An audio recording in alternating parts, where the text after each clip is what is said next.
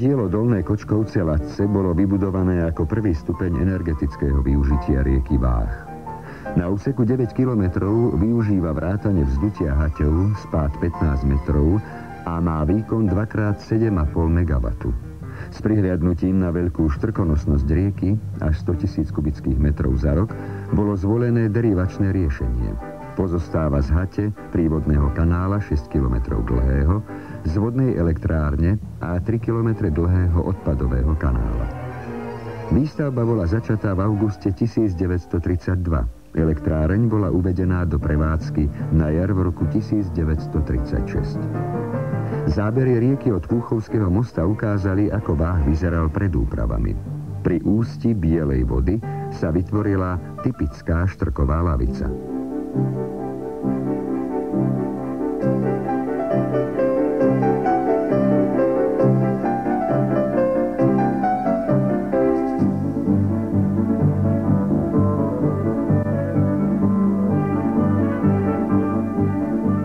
Stavba sa začala budovaním ochranných hrádzí na pravej strane na ochranu streženíc, na ľavej strane chráni hrádza Horné Kočkovce.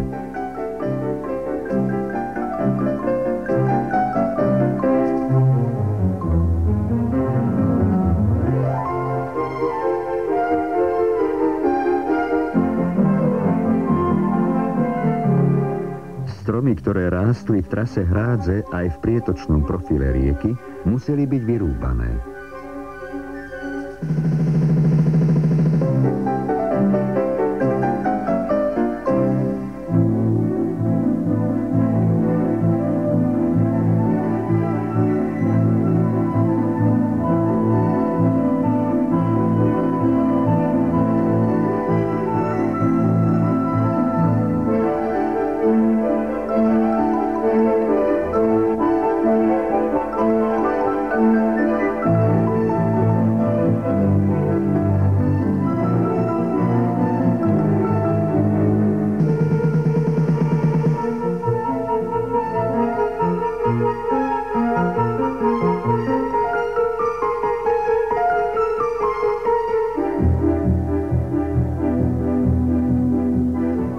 Panoráma zaberá neupravený Váh, aj začiatok prác na hati a v pozadí polia v budúcej trase kanála.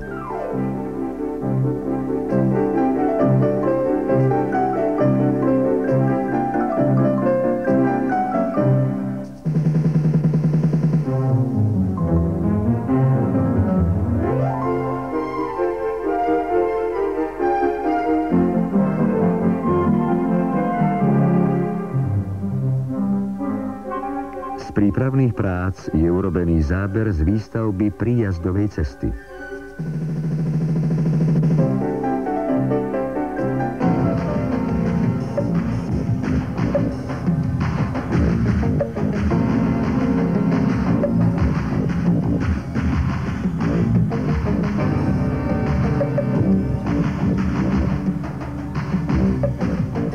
Súčasťou výstavby hate bola aj úprava riečiska Váhu nad a pod haťou.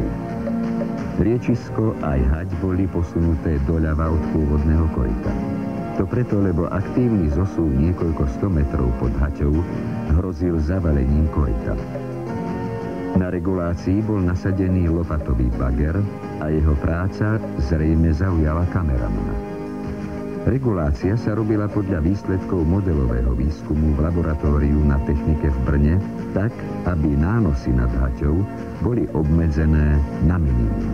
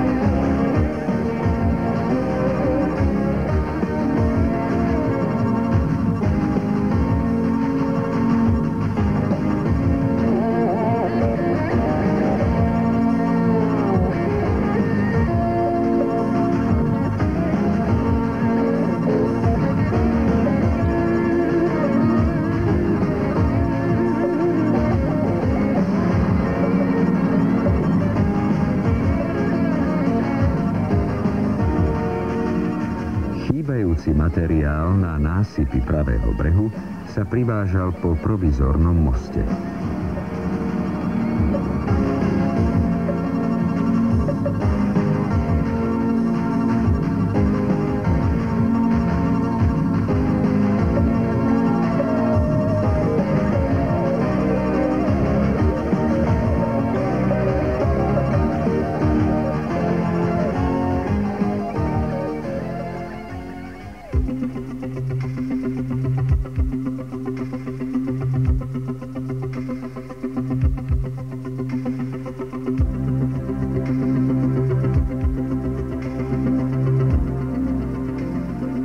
Práce na samotnej hati sa začali ručnou skrývkou humusu.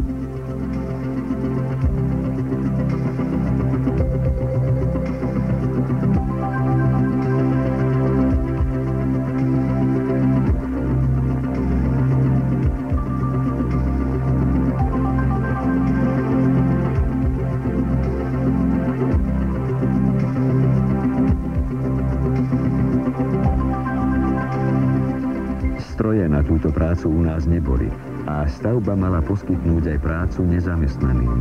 Preto sa ručne robili i výkopy v stavebnej jame hate.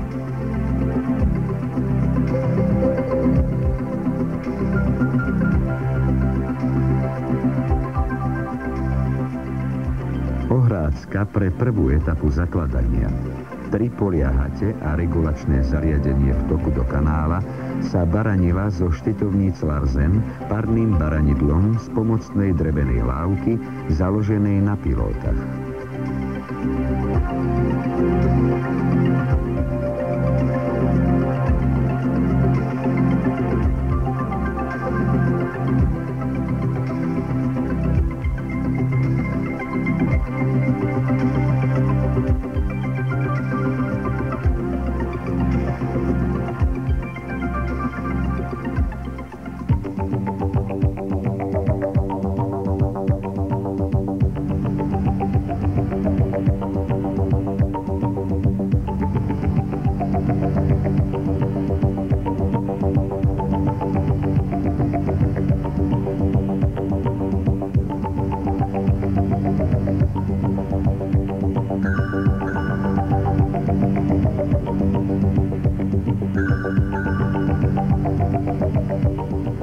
Štetovnice sa baranili spojené do párov.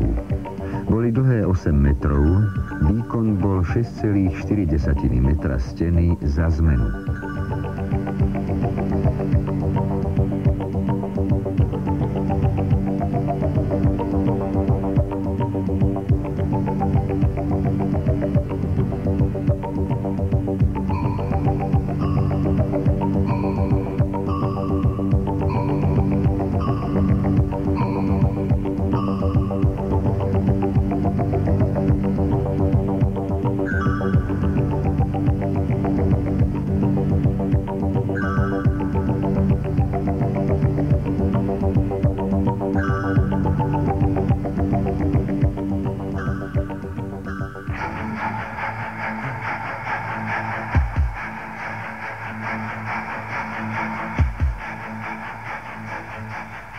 Táto panoráma na záberoch ukazuje postup prác na regulácii, rozostávanú hať a v pozadí už vidno biely pás sypaných kanálových hrází.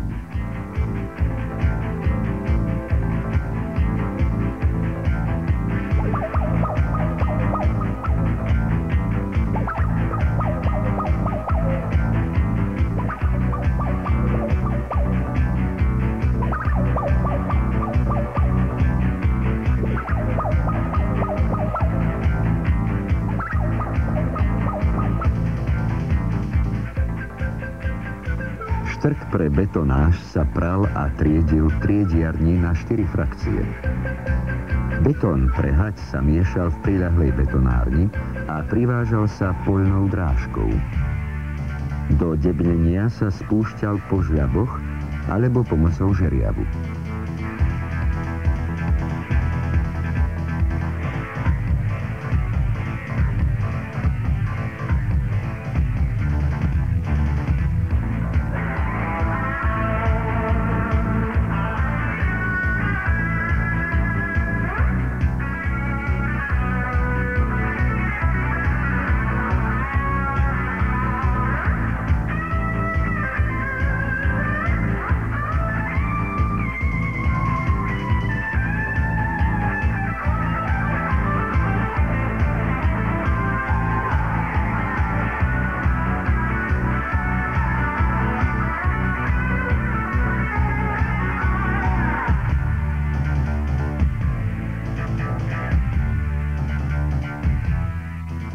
ochranu pred obrusovaním spôsobeným riekou posúvanými štrkmi boli haťový prach aj piliere obložené žulovými kvádrami.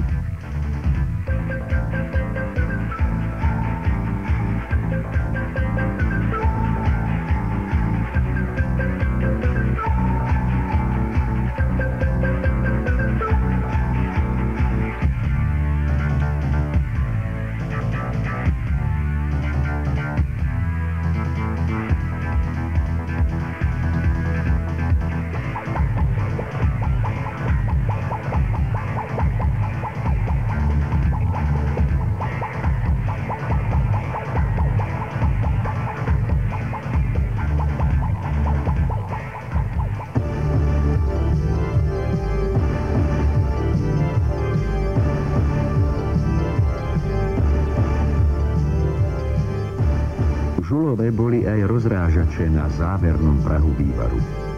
Slúžia na lepšie tlmenie energie pretekajúcej vody a umožňujú skrátenie vývaru. Ich funkciu vyskúšal a navrhol profesor inžinier Smrček v laboratóriu brňanskej techniky. Keď stavba pilierov pokročila až k búdkam pre dvíhacie mechanizmy stavidiel, začali sa montáže manipulačnej lávky a hradiacich stavidiel, ako aj zdvíhacích mechanizmov. Po dokončení montáže bola zrušená ohrádska hate, kým vtokové zariadenie kanála zostalo ešte ohradené. To umožnilo preloženie váhu do nového riečiska, už zväčša vykopaného. Do kopávky v riečisku robil malý plávajúci bager.